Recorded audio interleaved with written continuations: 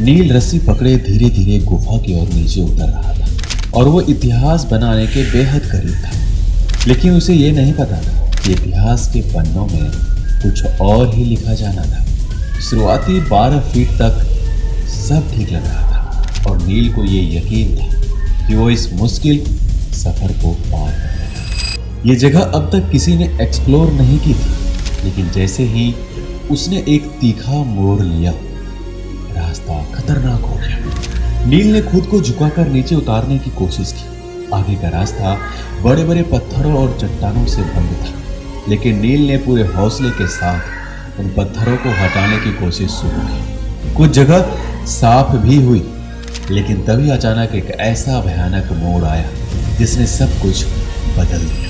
नील का शरीर गुफा के सकरे और तंग हिस्से में बुरी तरह फंस गया। दीवारें इतनी तंग थी वो अपने पैरों तक को नहीं हिला पा रहा था। सांस लेना मुश्किल हो गया था और गुफा की ठंडी हवा उसके शरीर में सिरहन पैदा कर रही थी। अब नील के लिए वहां से निकलना लगभग नामुमकिन हो गया था और उसका ये सफर उसकी मौत के साथ ही खत्म हुआ। आखिर क्या हुआ नील मास के साथ? इस वीडियो में आपको एक ऐसी कहानी देखने को मिलेगी जो आपको शुरू से लेकर अंत तक बांधे रखेगी और साथ ही ये उन लोगों के लिए एक सबक भी है जो जोश में अपना होश खो गए।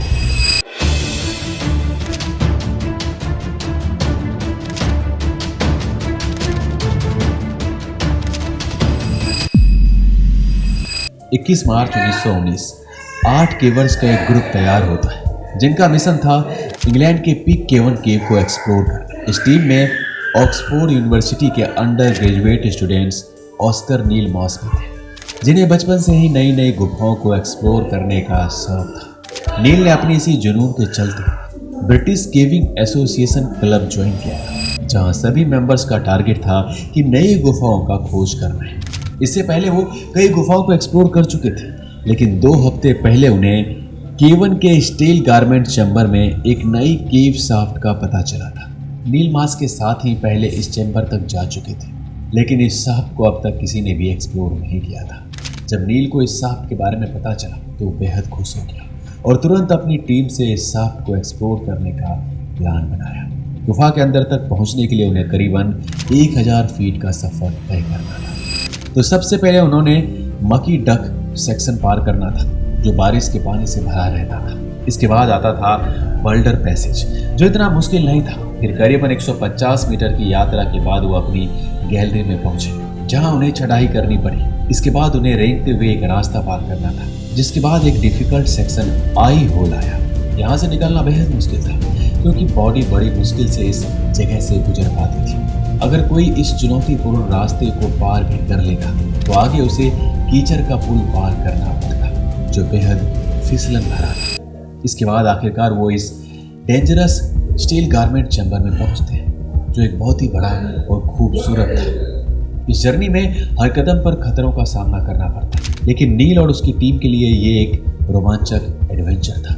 वो 8 लोग अपने रोप्स, लैंप्स, हेलमेट्स और जरूरी सामान लेकर पीक केवन की ओर बढ़ते हैं। केव की तरफ जाते वक्त उनकी खुशी और उत्साह देखने लायक थी। वो चिल्लाते हुए, हंसते हुए, मुस्कुराते हुए आगे बढ़ रहे थे। उनका एक्साइटमेंट इतना था कि जैसे वो उस गुफा के करीब पहुंचे, हर कदम उन्हें रोमांच से भर रहा था। गुफा में एंटर करते ही डिफिकल्टी सामने थी। कभी पानी में डुबकी लगानी पड़ती तो कभी टेढ़ी टनल से घिसते हुए निकलना पड़ता। कीचड़ और नुकीले पत्थरों से लड़ते भिड़ते हुए आखिरकार वो स्टील गामाइट चैम्बर तक पहुंचते हैं। यह हिस्सा बेहद बड़ा और शानदार था, मानो कोई खजाना मिल गया हो। नील मास की एक्साइटमेंट तो अब बहुत ही ज़्यादा थी और अब आगे उन्हें इस चैम्बर के अंदर एक अननोन शाफ्ट एक्सप्लोर करना था, जिसे उनके साथी पहले भी देख चुके थे। लेकिन उस पतली शाफ्ट में जाने की हिम्मत किसी ने नहीं की थी। सभी को डर था कि कहीं ये शाफ्ट बहुत खतरनाक ना हो। लेकिन नील मास को एक ही बात सूझ रही थी, इतिहास रचने की, और वो इसे हर हाल में पूरा करना चाहता था। 20 साल का लंबा जोशीला नील पूरी तरह तैयार था। उसे लगता था वह इस शाफ्ट को आसानी से एक्सप्लोर कर लेगा और उसकी बहादुरी हमेशा के लिए याद रखी जाएगी। और फिर यही सोच उसके जिंदगी में एक नाइटमेयर बनने वाली थी। सभी ने अंदाजा लगाया कि उस शाफ्ट की गहराई लगभग 40 फीट की होगी, लेकिन सेफ्टी के लिए उन्होंने 75 फीट लंबी सीढ़ी अंदर डाल दी। उनका सोचना था अगर शाफ्ट उनके अंदाजे से गहरी भी निकली तो नील के आने जाने में कोई दिक्कत नहीं होगी। बैकअप प्लान सेट था ताकि कोई हादसा ना हो और नील आसानी से एक्सप्लोर कर सके। दोपहर के करीब 3:30 पर नील ने शाफ्ट के अंदर उतरना शुरू किया। शुरुआती 12 फीट सब कुछ ठीक था, लेकिन जैसे ही वह 12 फीट नीचे पहुंचा, एक कठिन सा मोड़ आया। पहले वर्टिकल ड्रॉप के बाद रास्ता थोड़ा ढलान की ओर मुड़ गया और करीबन 10 फीट का टेढ़ा मेढ़ा हिस्सा था। इस हिस्से में नील को अपनी लोअर बॉडी को पूरी तरह मोड़कर अंदाजे से आगे बढ़ना पड़ा। उसके बाद एक और 18 फीट की सीधी गिरावट थी, जिसके लिए उसे फिर से अपने शरीर को झुकाना पड़ा। जैसे जैसे वो नीचे उतरता गया, उसने देखा कि नीचे का रास्ता कुछ पत्थर और बोल्डर से ब्लॉक हो गया था। उम्मीद थी कि उन पत्थरों को हटाकर आगे का रास्ता साफ कर लेगा, इसलिए उसने अपनी बॉडी को थोड़ा मूव किया। इससे थोड़ा रास्ता साफ तो हुआ, लेकिन इस दौरान बैकअप के लिए डाली गई सीढ़ी वहीं जा रही। ये खतरनाक मोड़ था क्योंकि अब नील बुरी तरह से उस पतली शाफ्ट में फंस चुका था। कुछ देर तक जद्दोजहद करने के बाद उसने हार मान ली और बाहर आने की कोशिश की तो वह पूरी तरह से दब चुका था। शाफ्ट में पैर हिलाने तक की जगह नहीं बची थी। जब नील ने ऊपर अपने साथियों को बताया कि वह शाफ्ट में फंस गया है, तो उन्होंने सीढ़ी खींचनी शुरू कर दी और नील को कहा कि वह उसको कसकर पकड़े रहे। इस तरह से नील धीरे धीरे ऊपर खींचा जा रहा था और कुछ फीट तक सफलतापूर्वक ऊपर भी आ गया। लेकिन तभी अचानक सीढ़ी जाम हो गई और अब उसे ऊपर खींचना नामुमकिन हो गया। केविंग में इस तरह की घटनाएं अक्सर होती है और केवर्स को ऐसी सिचुएशन से निपटने की ट्रेनिंग दी जाती है। उसी ट्रेनिंग के मुताबिक टीम ने ऊपर से ढेर सारी रस्सियां नीचे फेंकी ताकि नील को निकाला जा सके, मगर ज्यादातर रस्सियां या तो बचाव के दौरान टूट गई या फिर अटक गई। धीरे धीरे ये साफ हो गया था कि उनकी स्थिति उनकी ट्रेनिंग से कहीं ज्यादा गंभीर थी। ये महसूस होते ही उन्होंने तुरंत अपने सभी सोर्सेज को कांटेक्ट करना शुरू कर दिया ताकि प्रोफेशनल की मदद मिल सके। नील ने मदद के लिए आवाज लगाई और कुछ ही घंटों में पूरे इंग्लैंड से रेस्क्यू टीम जुटने लगी।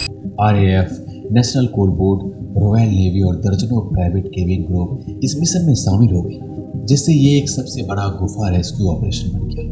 एक एक करके कई रेस्क्यू शाफ्ट में घुसे, लेकिन नील इतनी खतरनाक जगह फंसा था कि रेस्क्यूअर्स भी वहां तक नहीं पहुंच पा रहे थे।